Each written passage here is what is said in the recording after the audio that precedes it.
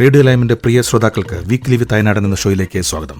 പോയ വാരത്തെ പ്രധാന സംഭവങ്ങളെ കോർത്തിണക്കിക്കൊണ്ടുള്ള ഈ വാർത്താധിഷ്ഠിത പരിപാടിയിൽ നിങ്ങളോടൊപ്പമുള്ളത് ലിൻസ് അയനാടൻ.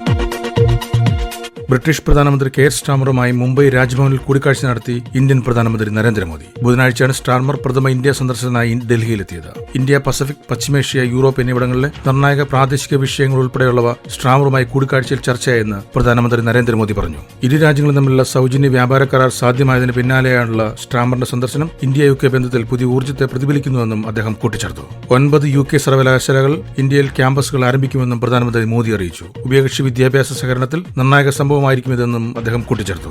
വിഖ്യാത സതാംപ്ടൺ സർവകലാശാലയുടെ ഗുരുഗ്രാമിലെ ക്യാമ്പസ് ഇതിനകം പ്രവർത്തനം ആരംഭിക്കുകയും ആദ്യ ബാച്ച് പുറത്തിറങ്ങുകയും ചെയ്തിട്ടുണ്ട്. സതാംപ്ടനെ കൂടാതെ ലിവർപൂൾ, യോർക്ക്, അബേർഡീൻ, ബ്രിസ്റ്റൽ എന്നീ UK സർവകലാശാലകൾ ഇന്ത്യയിൽ ക്യാമ്പസുകൾ ആരംഭിക്കാൻ ഒരുങ്ങുന്നുവെന്ന് ദേശീയ മാധ്യമങ്ങൾ റിപ്പോർട്ട് ചെയ്യുന്നുമുണ്ട്. ഇതിൽ ബ്രിസ്റ്റോൾ സർവകലാശാലയുടെ മുംബൈ ക്യാമ്പസ് 2026 പ്രവർത്തനം ആരംഭിക്കും. ലിവർപൂൾ സർവകലാശാല ബംഗളൂരുവിലും, യോർക്ക് സർവകലാശാല മുംബൈയിലും, അബേർഡീൻ സർവകലാശാല മുംബൈയിലും ക്യാമ്പസുകൾ ആരംഭിക്കുമെന്നാണ് സൂചന. തന്റെ ഇന്ത്യ സന്ദർശനം ഉഭയകക്ഷി വ്യാപാര കരാറിന് ഊട്ടിയുറപ്പിക്കുന്നതാണെന്ന് സ്റ്റാർമർ പറഞ്ഞു. ഇരു രാജ്യങ്ങളും തമ്മിലുള്ള സഹകരണത്തിന്റെ നിർണായക ഘടകമാണ് ആ കരാറെന്നും അദ്ദേഹം വിശേഷിപ്പിച്ചു.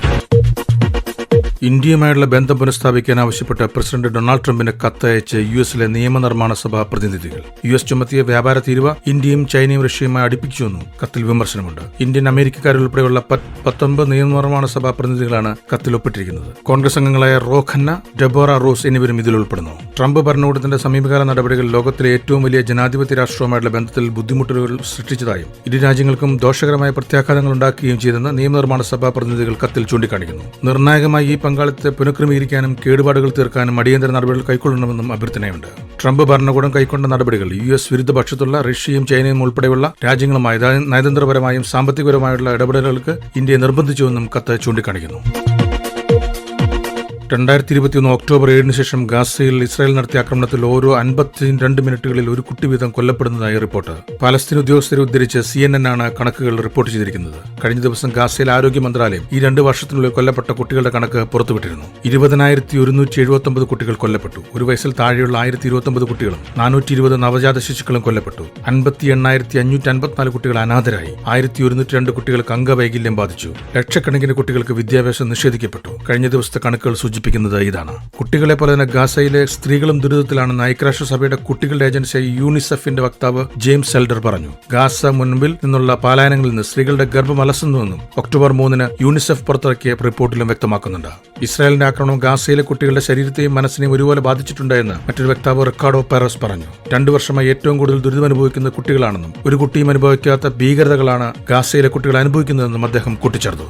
ഗാസയിൽ 5-ൽ 1 കുഞ്ഞ് മാസം തികയാതെ ജനിക്കുന്നതായി യൂണിസെഫിന്റെ റിപ്പോർട്ടുകൾ സൂചിപ്പിക്കുന്നുണ്ട്.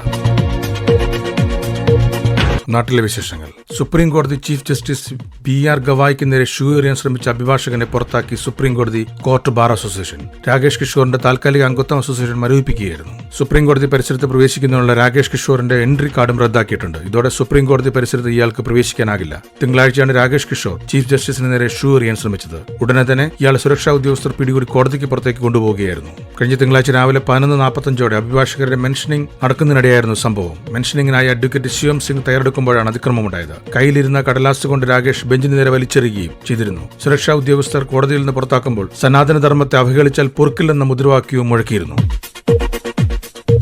ലണ്ടനെയും ഡൽഹിയെയും ബന്ധിപ്പിക്കുന്ന അധിക വിമാന സർവീസ് ആരംഭിക്കാൻ പദ്ധതിയുമായി ബ്രിട്ടീഷ് എയർവേസ്. 2026 ലണ്ടനിലെ ഹീത്രോ വിമാനത്താവളത്തിൽ നിന്നും ഡൽഹിക്കുമിടയിൽ നടത്തുന്ന 2 പ്രതിദിന സർവീസുകൾക്ക് പുറമെ ഒരെണ്ണം കൂടി ആരംഭിക്കാനാണ് ലക്ഷ്യമിടുന്നത്.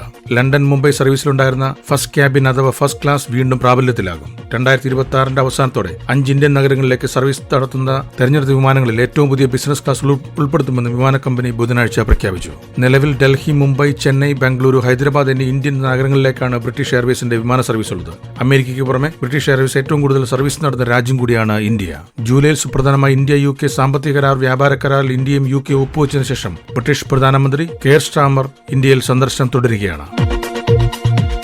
ചികിത്സയ്ക്കായി ആശുപത്രിയിൽ പോകുന്ന ക്യാൻസർ രോഗികൾക്ക് KSRTC ബസ്സിൽ സൗജന്യ യാത്രാ സൗകര്യം ഒരുക്കുമെന്ന് ഗതാഗത വകുപ്പ് മന്ത്രി KP ഗണേഷ് കുമാർ. KSRTCയുടെ സൂപ്പർ ഫാസ്റ്റ് വരെയുള്ള ബസ്സുകളിലാണ് സൗജന്യ യാത്ര. ക്യാൻസർ സെന്ററുകൾക്ക് പുറമെ സ്വകാര്യ ആശുപത്രിയിലേക്കാണെങ്കിലും യാത്ര സൗജന്യമായിരിക്കും. നിലവിലുള്ള ഉത്തരവ് പ്രകാരം 50% നിരക്കിൽ ഇളവുണ്ടായിരുന്നു. ഇതാണ് പൂർണ്ണമായും സൗജന്യമാക്കുന്നത്. ക്യാൻസർ സെന്ററുകളിലേക്ക് പോകുന്ന 60 രോഗികൾക്ക് യാത്ര ഇളവ് നൽകുന്ന 2012 ഉത്തരവിൽ മാറ്റം വരുത്തിയാണ് ഇത് നടപ്പാക്കുന്നത്. റേഡിയേഷനും കീമോയ്ക്കുമായി ആശുപത്രിയിലേക്ക് പോകുന്ന രോഗികൾക്ക് ഈ സേവനം ലഭ്യമാക്കുമെന്ന് മന്ത്രി വ്യക്തമാക്കി. അതേസമയം KSRTCയിൽ വരുമാന അനുദിനം വർദ്ധിച്ചു വരികയാണെന്ന് സഭയിൽ മന്ത്രി പറഞ്ഞു. കഴിഞ്ഞ വർഷത്തേക്കാൾ 26 കോടി രൂപയോളം വർധനമാണ് വരുമാനത്തിലുണ്ടായിട്ടുള്ളത്. യാത്രക്കാരുടെ എണ്ണത്തിൽ 22 ലക്ഷത്തിലധികം വർധനവാണ് ഉണ്ടായിട്ടുള്ളത്. നഷ്ടം കുറച്ചുകൊണ്ടുവരികയാണെന്നും മന്ത്രി ഗണേഷ് കുമാർ ചൂണ്ടിക്കാട്ടി.